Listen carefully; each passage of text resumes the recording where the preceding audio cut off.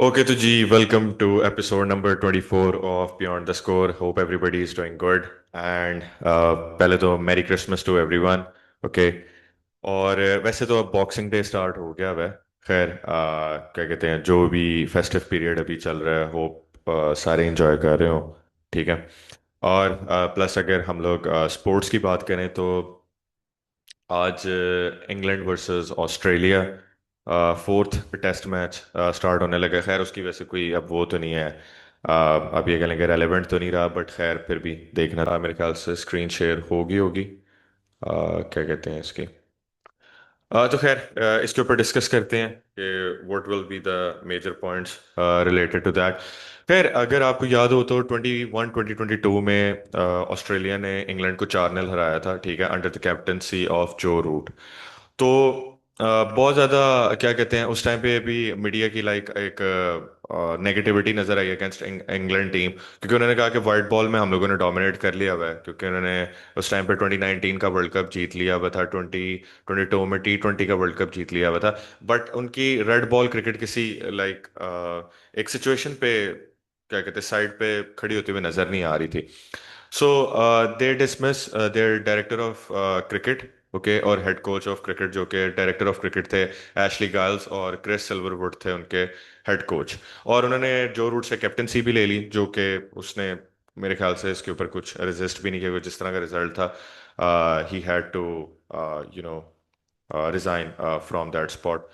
और उसके बाद ये हुआ कि उन्होंने ब्रेंडन मैकलम को अपॉइंट किया, ठीक है। और ब्रेंडन मैकलम को उन्होंने अपॉइंट इस सिनेरियो में ये किया था कि वो जो उसका फियरलेस जो उसका स्टाइल है ब्रेंडन मैकलम का, वो क्या कहते हैं इंग्लैंड की टीम में आएगा। प्लस एक बड़े मजे की चीज़ है कि ब्रेंडन मैकलम ने ये इस तरह फ्री फ्लोइंग वाली क्रिकेट खेलना स्टार्ट क्यों की थी। एक क्रिकेटर था ब्रेंडन मैकलम की, जो ये फियरलेस क्रिकेट को जो उसने जो चेंज किया था, वो था फिल ह्यूज। फिल ह्यूज की डेथ के बाद ना उसने एक इंटरव्यू में कहा था कि it could be one of us. तो उसके बाद उसने कहा था कि मैंने अपनी टीम को कहा कि जिस किस्म की तुम लोगों ने क्रिकेट खेलनी है, वो क्या कहते हैं, और जो स्किल्स प्लेयर के जो साइड पे जो सेट थे, हम लोगों ने एक फ्री फ्लो क्रिकेट खेलनी है, उसको टिमिड अप्रोच के साथ नहीं जाना, जो कि क्रिकेट में ऑर्थोडॉक्स अप्रोच जो होती है वो ये होती है कि विद इन द सिचुएशन आप लोगों को चलना पड़ता है। और प्लस एक और ये चीज़ हुई थी इसमें कि इसमें ब्रेंडन मैकलम ने खुद कैप्टनसी के लिए कहा था, और वो न्यूजीलैंड वालों ने फिर बोर्ड ने उनको क्या कहते हैं 2015 के वर्ल्ड कप में उनको कैप्टनसी मिली भी थी, और जो कि उनका आखिरी वर्ल्ड कप भी वो था। फिर उसके बाद उनका जो टेस्ट मैच था 2016 का, जो आखिरी था ब्रेंडन मैकलम का, that would be very interesting, कि उसने अपने लास्ट टेस्ट मैच में भी सबसे फास्टेस्ट 100 मारी थी। तो वो एक फिल ह्यूज की डेथ से इतना चेंज किया ना ब्रेंडन मैकलम के माइंडसेट ने, कि उसने उस एग्रेसिव अप्रोच को क्या कहते हैं एज अ क्रिकेटर अपने टाइम में ही अडॉप्ट कर लिया था। तो ऑब्वियसली जब वो कोच बन रहा था इंग्लैंड का, तो नजर यही आ रहा था कि भाई अब ये फियरलेस क्रिकेट आने लगी है इंग्लैंड की तरफ से। तो खैर अपॉइंट किया, और उन्होंने बेस्ट लीडरशिप क्या कहते हैं अब इसको चूज किया, वो था बेन स्टोक्स। ऑब्वियसली मेन इस टाइम उसका वो था, आप ये कह लें कि इंग्लैंड की जो क्रिकेट की सिचुएशन को संभाला था उसने वाइट बॉल में। और प्लस डायरेक्टर ऑफ क्रिकेट उन्होंने रॉब की को चूज किया था, क्योंकि जिस तरह का उसका टैलेंट हंट का एक वो था, आप ये कह लें कि पॉइंट ऑफ व्यू था, जिस तरह वो रिक्रूट करके लाता था टैलेंट को, तो दे वुड थिंक के रॉब की is the most suitable personality जो इस जगह पे आएगी। फिर उसके बाद उन्होंने तीन चीज़ों के ऊपर फोकस किया था आफ्टर दिस, क्या कहते हैं, ये तीनों को चूज करने के बाद, कोर को चूज करने के बाद, स्टोक्स, ब्रेंडन मैकलम, रॉब की, के फियरलेसनेस होगी, ठीक है, यूथ के जो उनकी वो होगी क्रिकेट में इन्वॉल्वमेंट होगी यूथ प्लेयर्स की, जो कि T20 माइंडसेट रखते होंगे, जैसे हैरी ब्रुक, ओली पॉप, फिर Jack Crawley, Ben Duckett. Ben Duckett की तो मेरे ख्याल से एज होगी भैया, बट वो थोड़ा T20 सर्किट से आया हुआ जो प्लेयर था ना, वो उनको उन्होंने परसू किया। फिर अभी आप देखें जेमी स्मिथ भी वही उनकी T20 ब्लास्ट से आया हुआ है। और फिर ऑल और नथिंग, यानी कि सिर्फ जीतना है या हारना है, ड्रॉ नहीं करना है, इसके इन बिटवीन कुछ नहीं जाना। तो आई वुड से कि अप्रोच इनकी बड़ी जबरदस्त थी। ठीक है, जिस तरह ये लेकर आए थे इस सारे क्या कहते हैं सेटअप को। तो इट्स इंटरेस्टिंग कि बेसबॉल किस तरह आप ये कह लें कि एक सिनेरियो में उन्होंने चूज किया है इंग्लैंड क्रिकेट ने, और क्या उन्होंने उसके लिए आगे इंग्रेडिएंट्स रखे, वो तो बिल्कुल ठीक थे। और उसका रिजल्ट आप ये देख लें कि मैं ये अपना साइड पे करता हूँ। हाँ, इंग्लैंड होम रिकॉर्ड सिंस मई 2022, तो आप ये देखें कि वो अनडिफीटेड है अभी तक। यानी कि न्यूजीलैंड 3-0, वेस्ट इंडीज 3-0, इंडिया 2022 में 2-1 की सीरीज उनके साथ होगी भी थी, इंडिया ने लीड ले ली भी थी 21 में। लेकिन वो आखिरी टेस्ट में डिले हो गया था, जिसकी वजह से वो अगले साल खेला गया था। और उन्होंने वो जॉनी ब्रेस्टो की जो फेमस इनिंग्स थी, वो उन्होंने 2-2 ड्रॉ करवाई। फिर साउथ अफ्रीका अगेंस्ट 2022 में 2-1 ये लोग जीते। आयरलैंड क्या कहते हैं 1-0 की सीरीज। ऑस्ट्रेलिया के साथ 2-2 ड्रॉ की एशेज। वेस्ट इंडीज के अगेंस्ट 3-0 क्लीन स्वीप। श्रीलंका 2024 2-1 जीत गए। 1-0 जिम्बाब्वे के अगेंस्ट जीत गए। और 2-2 फिर 2025 में अभी इंडिया के साथ सीरीज ड्रॉ हुई, जिसमें हैरी ब्रुक की 100 थी। मगर वो लोग ये कैपिटलाइज नहीं कर सके, 3-1 कर सकते थे आराम से, जो कि इंडिया ने एंड पे बड़े एक फैंटास्टिक वे में वो टेस्ट मैच जीता।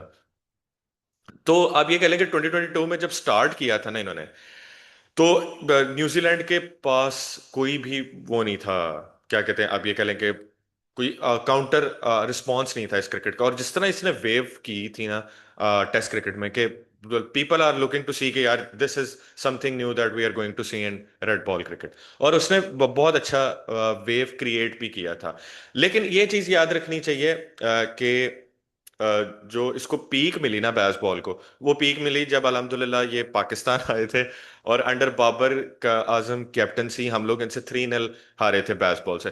तब बेसबॉल की जो वेव एक चली थी ना कि जी अवे कंडीशंस में भी जाके डेड पिचेस के ऊपर भी बेसबॉल जो है वो कामयाब हो रही है, 3-0 जीत रहे हैं। ठीक है, वैसे वो it's all thanks to Ramiz Raja. Flat wickets इनको बना के दे दिए, वो 500-500 रन एक दिन में बना रहे थे, तो मजाक ही बना दिया था टेस्ट क्रिकेट का। फिर उसके बाद वो न्यूजीलैंड भी गए, वहां पर उनको थोड़ा एक टफ सिचुएशन फेस करनी पड़ी थी। लेकिन 23 के टूर में और 24 के टूर में क्या कहते हैं, पहले उन्होंने ड्रॉ करवाया इंग्लैंड ने, देन उन्होंने सीरीज विन कर ली थी। तो इंग्लैंड आप ये कह लें कि सपोजली अवे एंड पे भी रिजल्ट्स फाइंड आउट कर पा रहा था।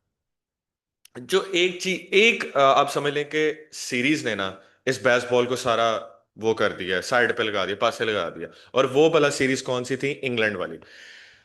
इंग्लैंड वाली कह रहा हूँ, इंडिया वाली। वो थी 2024 में इन्होंने टूर किया था, और उसमें ये 4-1 हारे थे 5 टेस्ट मैच की सीरीज में। एज कंपेयर टू ये क्या कहते हैं, बहुत ज्यादा 2024 और 2025 के स्टार्ट में डिबेट रही थी कि भाई यही चीज न्यूजीलैंड वर्सेस इंडिया 2024 क्या कहते हैं साल के एंड में हुआ, उसमें उन्होंने व्हाइट वॉश इनको कर दिया। तो what will be क्या कहते हैं consequences that baseball has faced, और what changes that New Zealand bring onto the table against India, कि वो लोग ये वाली सीरीज जीत गए थे। इसका ब्रेकडाउन करते हैं। इसका ब्रेकडाउन मैं आपको स्टैट से बताता हूँ, प्रोफेशनल आपके सामने स्टैट्स अब आएंगे। तो स्टैट्स के अकॉर्डिंगली ये सिनेरियो ये था कि इंग्लैंड जो था वो 3.81 एवरेज रन रेट पे चल रहा था, जो कि रन्स पर बाउंड्री 7 थी उनकी। ठीक है, रन्स पर बाउंड्री यानी 7 चल रही थी। और न्यूजीलैंड की जो थी वो थी एवरेज रन रेट 3.78, और रन्स पर बाउंड्री उनकी 10 थी।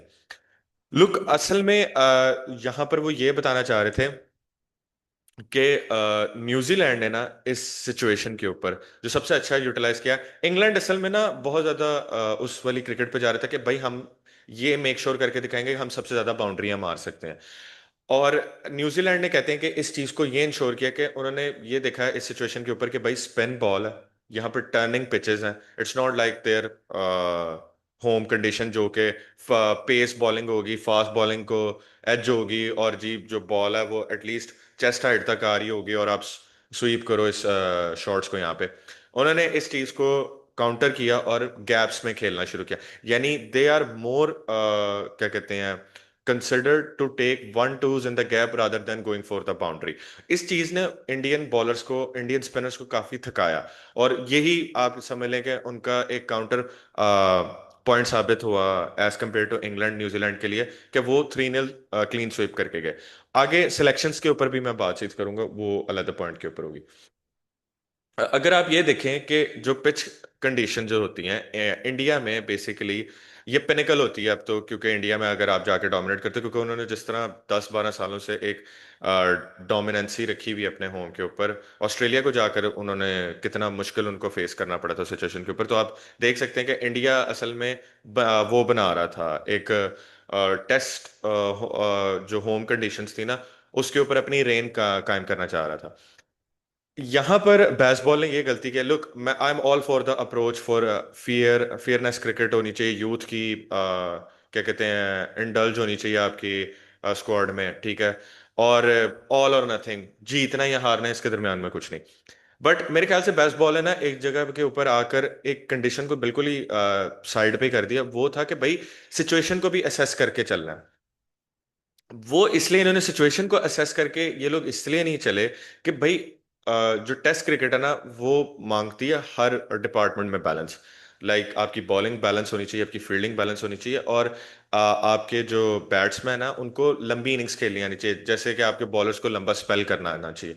तो उस चीज के ऊपर मेरे ख्याल से इंग्लैंड बहुत ज्यादा ही, मुझे आप समझ लें कि डेड नजर आई है टू बी ऑनेस्ट। एक सिचुएशन को बिल्कुल ही ना ग्रैब करना, बस इसी तरह विकेट्स थ्रो करके चले जाना, मेरे ख्याल से ये तो एक बेवकूफी वालों की बेवकूफाना अप्रोच होगी। इसमें कोई आपको अक्लमंद नहीं कह सकता, ठीक है। अगर इसी अटैकिंग माइंडसेट के साथ अगर आप सिचुएशन को असेस करके चले ना, और आप अपनी विकेट को भी कीप करके रखें, तो वो मेरे ख्याल से एक ज्यादा सूटेबल, एक सेंसिबल और एक ज्यादा प्रोफाउंड अप्रोच होगी इन द लॉन्गर रन, ठीक है। और अगर हम लोग यहाँ पर इंग्लैंड की इंडिया में उस अप्रोच को देखें, क्या कहते हैं, ये बॉलिंग अप्रोच को देखें, तो क्या बॉलिंग अप्रोच है ये। एंडरसन आउट फुल, लाइक एक अपनी करियर के एंड पे आप उसको पिक कर रहे हो। शोएब बशीर क्या कहते हैं, नॉन रेगुलर, उसको इंडियन कंडीशन का पता ही नहीं। टॉम हार्टली बिल्कुल नहीं पता। जैक लीच बस एक टूर पे आया था और वो भी एक टेस्ट मैच खेला था, उसके अलावा वो भी कोई रेगुलर कंडीशंस को नहीं जानता। चलो ये कह सकते हैं कि एक स्पेशलिस्ट आपने रखा हुआ है अपने। ऑली रॉबिन्सन और मार्कवुड तो लंबे स्पेल वैसे ही नहीं कर सकता जहां पर बॉलिंग कंडीशन को सूट भी कर रही हो।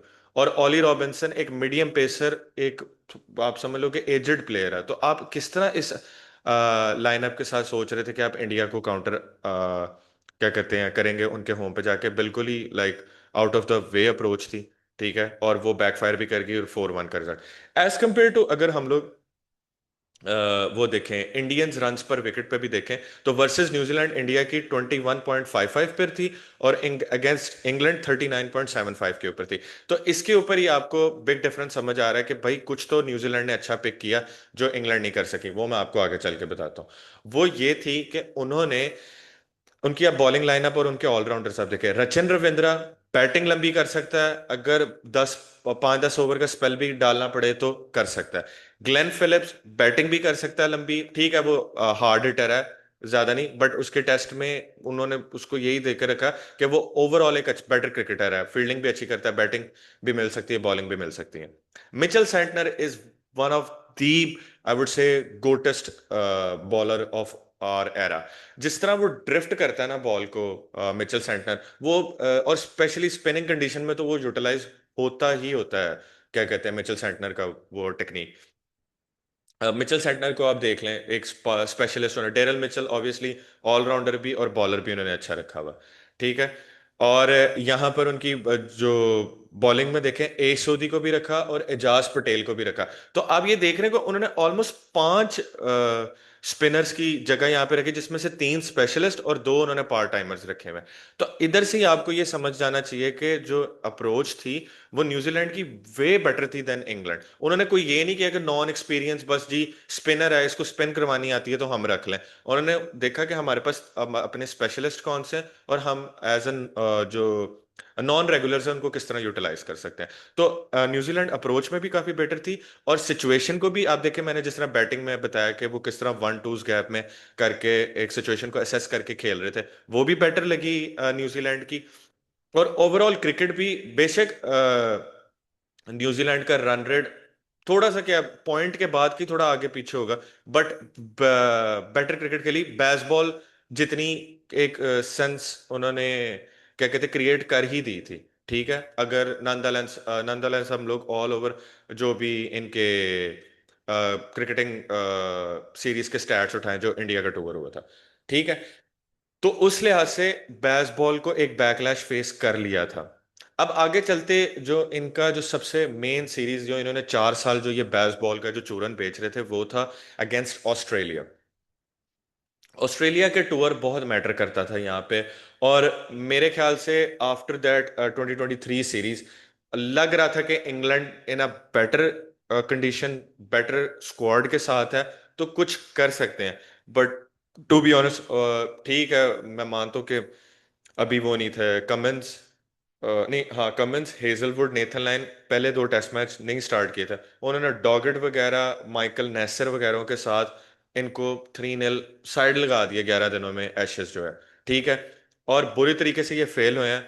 वो आपको आगे चल के बताता हूँ कि इंग्लैंड की अप्रोच ही बिल्कुल गलत थी, क्या कहते हैं, यहाँ पे जाते हुए कि ये बैटिंग से डोमिनेट करेंगे, क्या कहते हैं उसको, ऑस्ट्रेलियन कंडीशंस को, जबकि इनको इंडिया में ही समझ आ गया था बैटिंग से कभी भी नहीं डोमिनेट हो सकती है ये सीरीज अगेंस्ट बिग जायंट्स आप कह लें।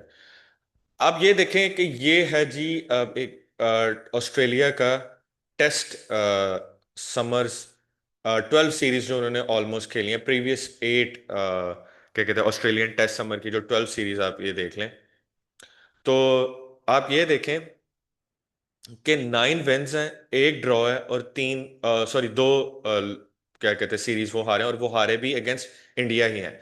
अच्छा, इसकी मेन रीजन क्या थी, इंडिया से वो क्यों हारे और एक वेस्ट इंडीज से वो टेस्ट मैच क्यों हारे, ये मैं आपको आगे चल के बताऊं। बकाया तो वो सारा डोमिनेट करे थे ये, और एक बीजीटी का टेस्ट मैच भी वो हारे थे। टोटल आप मिला लें कि 6 टेस्ट मैचेस ऑस्ट्रेलिया अपने होम पे हारा है इन लास्ट 8 समर्स। तो ऐसा क्या रीजंस थी, मेन रीजंस थी, आप ऑस्ट्रेलिया में जाकर उनको बॉलिंग से हरा सकते हो, ठीक है, बैटिंग से नहीं हरा सकते हो। एक तो ये बात, और ये अप्रोच रखना कि जी हमारी बैटिंग जो है वो 500-500 रन वहां पर बनाएगी, ये एक बिल्कुल ही आप समझ लें कि झूठ है। आप ये झूठ ही बेच रहे हो सीधा सीधा। Batting can never succeed in Australia, ठीक है, बॉलिंग हमेशा सक्सीड करती है। वो किस तरह, मैं आपको बताता हूँ। ऑस्ट्रेलिया में बॉलिंग इसलिए सक्सीड करती है क्योंकि बॉल बोल्ड इन ऑस्ट्रेलिया, ये ब्लू कलर है और येलो कलर में है, average ball bowled around the world 140 kilometre per hour के ऊपर बॉल एक तो ऑस्ट्रेलिया में आती है, क्योंकि all over the world ball जो होती है वो आती है आपके मोस्टली हिप्स तक आती है, ठीक है, या नी से थोड़ी थोड़ी ऊपर आती है बॉल, ठीक है, जिधर भी अगर आप all around the world travel कर लें। और जो ऑस्ट्रेलिया में होती है वो बॉल आती है यहाँ तो चेस्ट तक, ठीक है, यहाँ आपके सर के ऊपर से ही बॉल जाती है, यानी बाउंसर्स ही जाते हैं। और 140 किलोमीटर पर आवर आपके अच्छे खासे बॉलर की एक वो होती है, स्ट्रेंथ होती है यहाँ पर बॉलिंग करना, ठीक हो गया। और 1.95 मीटर का यहाँ पर आप ये समझ लें कि एक वो होता है, डिस्टेंस होता है कि इस हाइट तक बॉल आपको मैक्सिमम जो बॉल है वो ड्रिफ्ट करके आती है, यानी कि फास्ट बॉलर की जो आती है बॉल, ठीक हो गया। एक तो ये, और सबसे बड़ी चीज ये एग्जांपल ये है कि 18-19 में जो इंडिया ने 2-1 जो बॉर्डर गवास्कर ट्रॉफी जीती थी, उसमें से जसप्रीत बुमराह ने 21 विकेट देके बॉलिंग एवरेज उसकी आप चेक करें 17 की थी, 2.27 की उसका इकोनॉमी रेट था। और सबसे ज्यादा बिगेस्ट चीज ये कि आपने 20 विकेटें जीतनी होती हैं टेस्ट मैच में। Australia team loss 60 wickets total across the 4 test series. ये ही यहां से आपको पता लग जाता है कि गैप क्रिएट होना स्टार्ट हो जाता है। और उसमें बुमराह लेड इंडियाज बॉलिंग, वो तो मैंने एवरेज आपको बता दी। और इसमें आप चेक करें कि इफेक्टिव कौन थे, उनके दोनों फास्ट बॉलर मोहम्मद शमी और ईशांत शर्मा 11 विकेट्स के साथ, ठीक हो गया। और आपको मैं ये दिखाता हूं कि जो रन्स पर विकेट है ना, जो ऑस्ट्रेलिया जिस पे लूज आउट कर रही थी, वो भी आपको पता लगेगा। इसमें क्या हुआ कि 18-19 वाले के बॉर्डर गवास्कर ट्रॉफी के बाद जो 2021 में, जिसमें इंडिया ने, चलो वो लोग कहते हैं जो आखिरी टेस्ट मैच था वो तो बैटिंग ने जितवाया, वो बैटिंग में भी एंड पे आकर उन्होंने जितवाया था, लोअर ऑर्डर ने जितवाया था, और वो भी एक like once in a lifetime generation की वो इनिंग्स थी। मगर डोमिनेट क्या चीज करके गई वहां पर, उनकी करके गई bowling. Ravichandran Ashwin with 14 wickets, 29.14 का बॉलिंग एवरेज था, ठीक है। और इसमें आप ये देखें कि including seamers and part timers क्या कहते हैं इंडियन बॉलर्स ने कंट्रीब्यूट किया था, यानी शार्दुल ठाकुर, क्या कहते हैं यादव, ये जो उत्कर्ष यादव थे, इसमें तो उनकी प्राइम बॉलिंग भी नहीं थी इंडिया की, लेकिन फिर भी उनको पता था कि उनकी स्ट्रेंथ होनी ही बॉलिंग वहां पे चाहिए, बैटिंग नहीं होनी चाहिए। ठीक है, और वो वहां पर वो सीरीज फिर हरा कर आ गए थे। अगेन आप डाटा स्टैट चेक कर लें, ऑस्ट्रेलिया लॉस रफली 60 to 65 wickets over the full 4 match series, each test has potential 20 potential wickets per team, equal team possible equals 80, Australia loss most of them, यानी कि ऑस्ट्रेलिया ने सबसे ज्यादा wickets वहां पर लॉस किए हैं। और पिछले वाले में क्या आपकी वो थी इकोनॉमी थी, जो आपके बॉलर की वो 17 के अगेंस्ट आपकी बॉलिंग एवरेज थी आपके बेस्ट, और वो भी बुमराह की थी। और Australia team loss 60 total wickets, यानी 60 यहाँ पे, 60 to 65 अगली सीरीज में। तो आपको बॉलिंग जितवाती है ऑस्ट्रेलिया में, नॉट द बैटिंग। ठीक है, और यहां पर आ जाते हैं, एक मिनट यार, हाँ ये आते हैं हम लोग इस वाली सीरीज में जो कि हुई थी 18-19 पे। तो approximate team batting average of Australia जिस पे वो रन पर विकेट पे जो ऑस्ट्रेलिया लूज आउट कर रही थी, वो 28 to 32 रन पर विकेट थे, जहां पे ऑस्ट्रेलिया लूज आउट कर रही थी 18-19 वाले में। ठीक है, और टोटल ओवरऑल मैंने बता दिया आपको 60 विकेट्स लॉस करी थी। और 2021 वाले में क्या कहते हैं अप्रोक्सीमेटली जो ऑस्ट्रेलिया की बैटिंग एवरेज जिस पे रन पर विकेट वो लूज कर रहे थे, वो थी 29.3। तो आप अंदाजा करें कि फर्स्ट वाले में क्या कहते हैं around approximate average 28 to 32 run. ठीक है, और अगले वाले में 29, यानी कि यही लगा लें कि 28 to 30 आप चलो लगा लो, बेस्ट फिगर लगानी है। तो हमेशा बॉलिंग आपको टेस्ट मैच जितवाती है, batting can never be your, आप ये कह लो कि pinnacle to win you series in these kind of tough situations.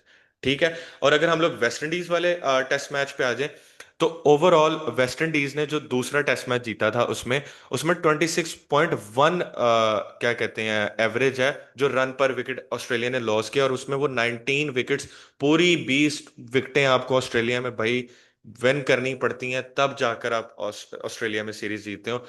Batting आपको कभी भी नहीं जितवाती है, वो इसलिए क्योंकि हम लोगों ने अभी पीछे पूरा सारा सिनेरियो कवर करते हैं कि वाई क्या कहते हैं इसमें इंडिया जो है वो दोनों सीरीज जीता, और वेस्ट इंडीज जो है वो एक टेस्ट मैच जीता। और अगर हम लोग ओवरऑल इसकी अप्रोच की बात करें जो इंग्लैंड ने क्या कहते हैं अडेप्ट किया है अंडर दीज थ्री, मेरे ख्याल से सो फार ये एक होम कंडीशन पे ही चलने वाली थी बेसबॉल। ठीक है, क्योंकि बेसबॉल सिर्फ 5 अपने वेन्यूज को यूटिलाइज करके चल रही थी अपने होम कंडीशंस के ऊपर, जो कि थी नॉटिंघम, हेडिंगली, एजबेस्टन, लॉर्ड्स, और पांचवा बर्मिंघम। ठीक है, तो इन 5 जगहों के ऊपर आप अपनी सारी क्रिकेट को ये नहीं कह सकते कि हम अवे कंडीशन में भी जाकर इस तरह जीत सकते हैं।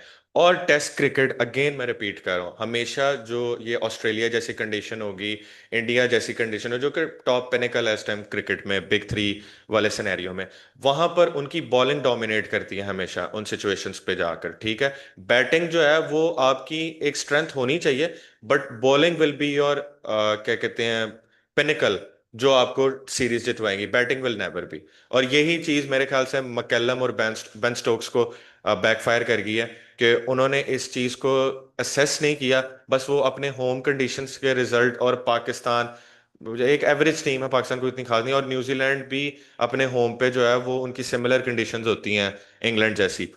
तो वहां पर जाकर ये जीत यूटिलाइज नहीं कर सकती कि आप अवे कंडीशन में भी बैटिंग के थ्रू ही डोमिनेट करोगे, और वो भी ऑस्ट्रेलिया जैसे क्या कहते हैं कंडीशंस में जाके।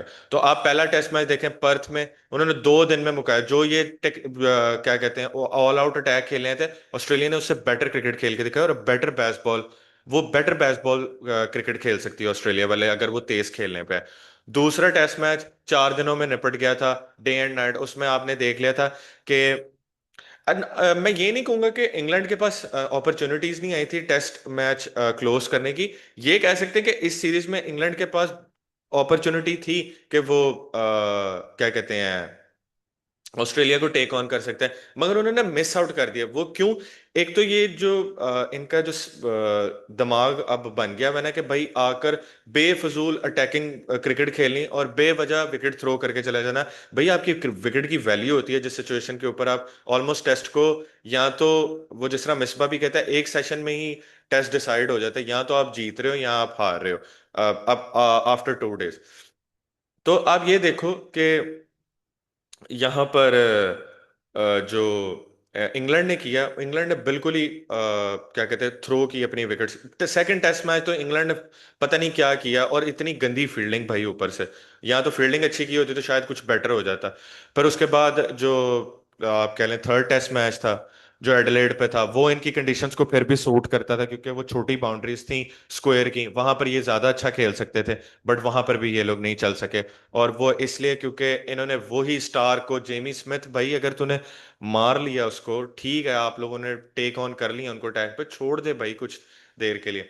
एक तो हर बॉल को ही जी हिट करनी थी, तो उस पे उनको वो विक्ट्री मिल गई फिफ्थ डे पे, जो कि मुझे लगता है इंग्लैंड थोड़ा बेटर क्रिकेट खेली थी थर्ड टेस्ट में आके। लेकिन तब तक ऑल गॉन हो चुकी हुई थी इनकी जो सिचुएशन, जब नेथन लायन ने क्रॉली, ब्रुक और बेन स्टोक्स को क्या कहते हैं आखिरी सेशन में जो आउट किया था। तो खैर दैट्स दी ओवरऑल मेरा क्या कहते हैं पॉइंट ऑफ व्यू था फॉर द बेसबॉल। होपफुली आप लोगों को भी समझ आई होगी कि why this approach is not bad, I would से ये अप्रोच अच्छी है।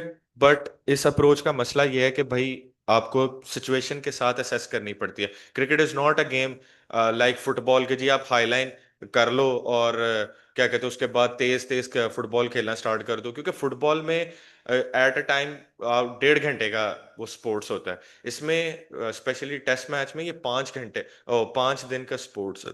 तो you need to change your situation here and there. तो that's it from my side, और ये था मेरा फुल एनालिसिस फॉर क्या कहते हैं बेसबॉल के इसका राइज, और मेरे ख्याल से अब तो फॉल है। आई डोंट थिंक सो कि इस सीरीज के बाद ये लोग कंटिन्यू कर सकेंगे। और अगर हम लोग इंग्लैंड की पीछे भी सिचुएशन देखते हैं तो वो दे विल बी डिसअपॉइंट जो वो सीरीज इंडिया के अगेंस्ट भी अपने होम पे आ रहा है। Okay, so that's it from my side. अगर आप लोगों को भी कुछ लगता है कि आप कोई पॉइंट वगैरह ऐड कर सकते हो, श्योर यू कैन गो, और आप लोग अपने पॉइंट्स वगैरह ऐड करें इसके ऊपर। ठीक है। और आपको क्या लगता है कि अंडर बेन स्टोक्स की leadership should they need to continue this cricket, और जो मैंने कहा है कि सिचुएशन को असेस करके क्रिकेट बेशक इसी अप्रोच के साथ खेलें, बट सिचुएशन को असेस करके खेलें, विकेट को इस तरह थ्रो नहीं करनी चाहिए अपनी, अगर बैटिंग को ही इन्होंने अपना सरप्लस रखा हुआ है। और खैर बाकी फुटबॉल का कंटेंट इंशाल्लाह आता रहेगा। That's it from my side. आप लोग अपनी छुट्टियां वगैरह एंजॉय करें, और होपफुली इस वीडियो को लाइक और सब्सक्राइब भी करें भाई, चैनल को ज़्यादा से ज़्यादा आउटरीच आएगी। तो from me that's it, till next time, take care and bye. Take care.